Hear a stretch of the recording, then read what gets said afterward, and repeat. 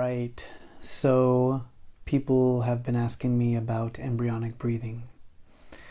So I'm going to start off by giving a warning. Now, generally, Dr. Young says that embryonic breathing is safe to do. However, in my experience, from what I have seen, people who start embryonic breathing off the bat tend to experience headaches and tense, heavy pressure in the head.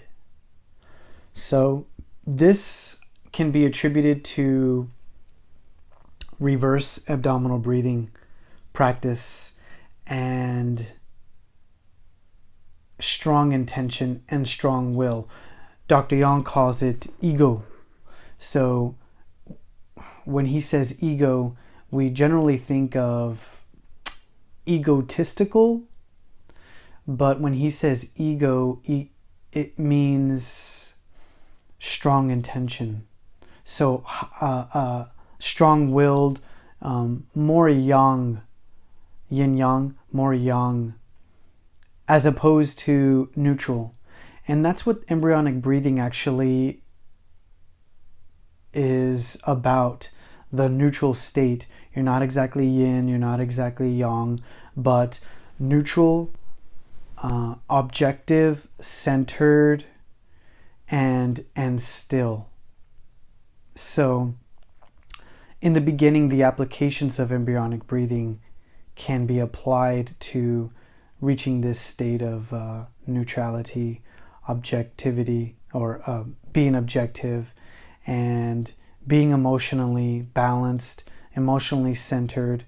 I attribute it to emotional intelligence as well, but that's a byproduct, I think, of embryonic breathing meditation.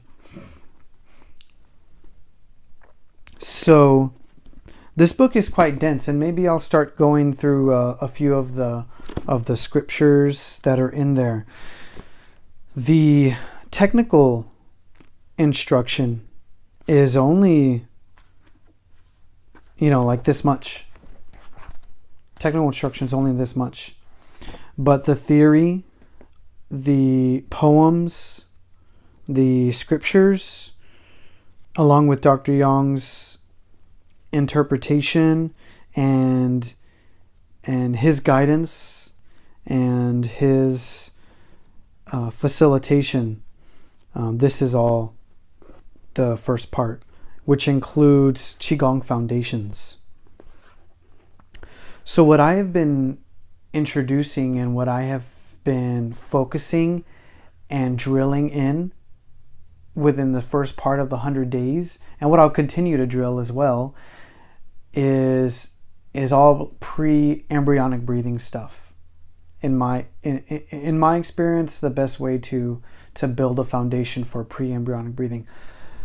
Like I said, when people first start embryonic breathing, even if they have a meditation practice, they feel headaches, they start to get strong pressure in the head. And that's because they start to do reverse abdominal breathing. And, I think that's a part of the process. That's totally cool. It doesn't really hurt too much, and it doesn't give a bad injury. It's just uncomfortable, and it's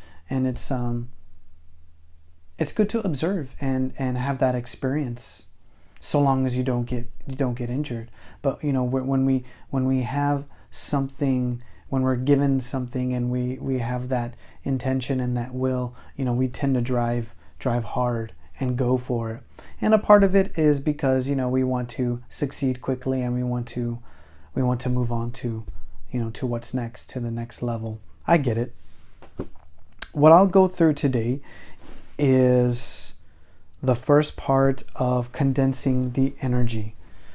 So I'm leaving out a lot of the theory, but based on what I've already introduced, we can move on to condensing the energy, I think. So let me facilitate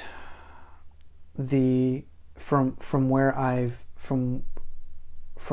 established already. Sorry guys, the kitty's joining today, so he'll probably try to jump in and he'll be meowing and stuff. Okay, so let's go in and let's quiet down.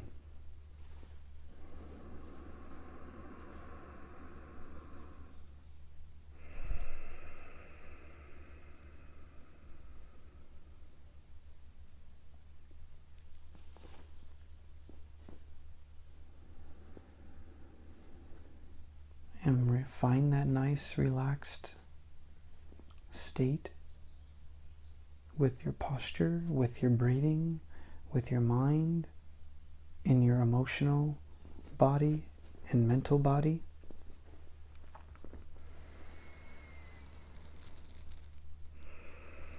And establish that nice, deep breathing pace. And we're going to go into the Dantian.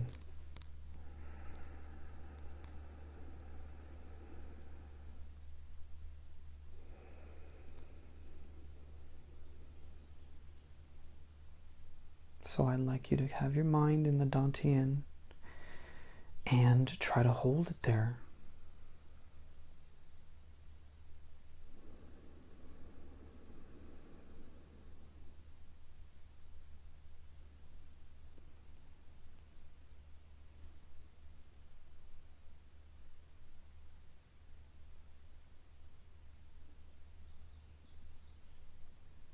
And let's hold it there for a few breath cycles. Let's connect the mental mind, the intentional mind, into the Dantian and with the breath.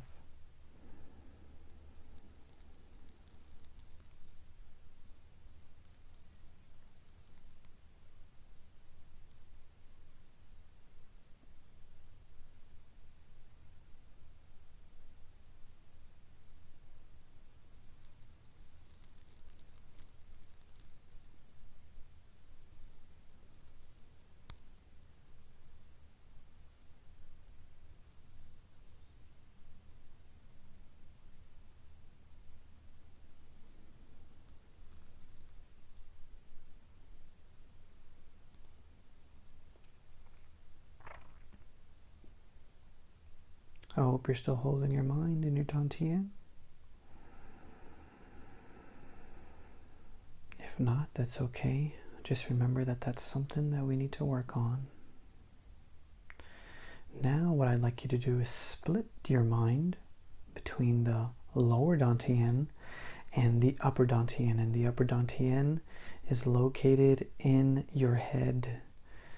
We want to hone and condense that energy into the limbic system. So all of that brain matter that you have contained in the skull, that is your upper Dantian. However, we want to get to the center of that, and the center of that is within the limbic system, is where we want to go. So now we're splitting our mental body between two Dantians, the upper Dantian and the lower Dantian.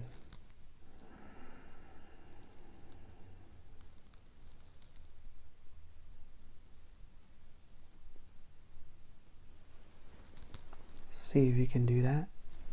See how that feels.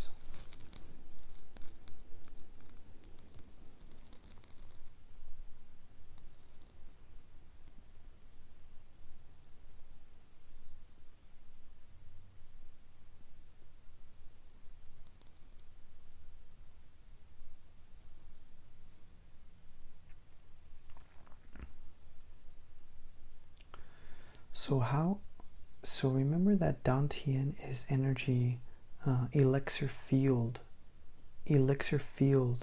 energy center. So we have these two energy centers.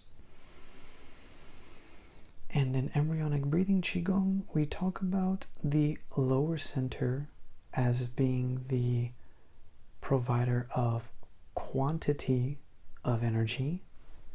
The upper center, upper Dantian, the one located in the brain, provides the quality of the energy. So this is how simply a good way to understand how your energy centers are connected to your energy body. Now, how is that applied to the physical body? So, we can talk about this a little bit. How I like to think of it is, if you've studied Tao Te Ching, I like to think about it as the Tao and the De. Okay. So your physical action, what you do with your body, with your hands, how you apply this energy, is all a combination of the quality and the quantity of your energy. So the physical form, what you decide to do, what you decide to say, what you decide to create, how you decide to act, all of these things can be traced back to your energy centers in the quality of chi. Or let's go to the quantity of chi. So to what extent, to what level, to what degree things are manifested. You manifest your actions. And then the quality, the quality would be the efficiency of your energy, the stability of what is manifested, the effect that it has on the outside world. So now you start to get to a little of subjectivity and interpretation, and it is open to interpretation, of course, in terms of your actions, how they are perceived, whether they're good, whether they're bad, whether they serve purpose, or whether they are do not serve purpose. Okay. So we should still be in